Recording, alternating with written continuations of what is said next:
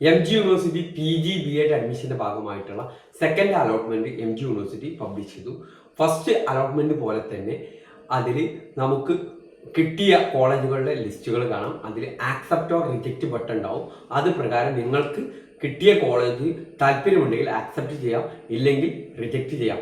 അതുപോലെ തന്നെ waiting for willingness എന്നുള്ള ഒരു പാർട്ട് കാണാം. അവിടെ കാണാം വെയിറ്റിംഗ് റാങ്ക് ലിസ്റ്റും കാണാൻ സാധിക്കും. ഇത് നിങ്ങൾക്ക് അറിയാവുന്നതാണ്. ഫസ്റ്റ് അലോട്ട്മെന്റ് പോലെ തന്നെ കുറച്ച് സമയം കഴിഞ്ഞാൽ ഇതിലെ നമുക്ക് കിട്ടിയത് ചേഞ്ച് ചെയ്യാം. നമുക്കൊരു ഓപ്ഷൻ ഇപ്പോൾ ആക്സെപ്റ്റ് ഓർ റിജക്റ്റ് ബട്ടൺ വന്നിട്ടുണ്ടെങ്കിൽ 24 മണിക്കൂർ കഴിഞ്ഞാൽ ഓട്ടോമാറ്റിക് ആയിട്ട് റിജക്റ്റ് ആവും.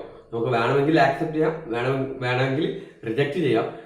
നമ്മൾ ആക്സെപ്റ്റ് ഓർ റിജക്റ്റ് ക്ലിക്ക് ചെയ്തിട്ടില്ലെങ്കിൽ 24 hours കഴിയുമ്പോൾ അത് റിജക്റ്റ് ആയി പോകും.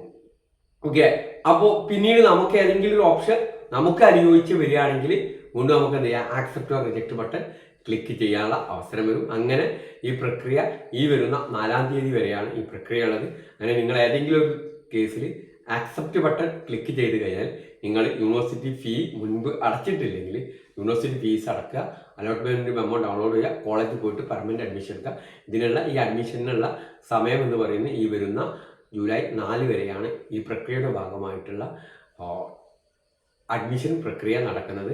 താല്പര്യമുള്ള എല്ലാ വിദ്യാർത്ഥികളും ചെക്ക് ചെയ്ത് നോക്കുക. ഇടയ്ക്കിടയ്ക്ക് നിങ്ങളുടെ സ്റ്റുഡൻസ് ലോഗിൻ ഓപ്പൺ ചെയ്ത് കഴിഞ്ഞാൽ നിങ്ങൾക്ക് പുതിയ ഓപ്ഷൻ വന്നിട്ടുണ്ടോ എന്ന് അത് അറിയാൻ സാധിക്കും. നിങ്ങൾക്ക് ഒരു കോളേജിൽ വെയിറ്റിംഗ് 1 ആണെന്ന് കരുതുക. അങ്ങനെ ആ കോളേജിൽ ഇപ്പോൾ ഒരാൾക്ക് ഓപ്ഷൻ കൊടുത്തിട്ടുണ്ട്, അയാൾ റിജക്റ്റ് ചെയ്താൽ പിന്നെ ആരെ വിളിക്കുക? നമുക്കാണ് ആക്സെപ്റ്റ് ഓർ റിജക്റ്റ് ബട്ടൺ വരിക.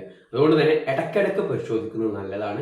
കിട്ടിക്കഴിഞ്ഞാൽ നിങ്ങൾക്ക് താല്പര്യമുണ്ടെങ്കിൽ ആക്സെപ്റ്റ് ചെയ്യാം, റിജക്റ്റ് ചെയ്യാനുള്ള അധികാരം നിങ്ങളുടേതാണ് എന്നുള്ളത് മനസ്സിലാക്കുക. കിട്ടിക്കഴിഞ്ഞാൽ പെർമനന്റ് അഡ്മിഷൻ എടുക്കണം എന്നുള്ളതും മനസ്സിലാക്കുക. Okay, thank you.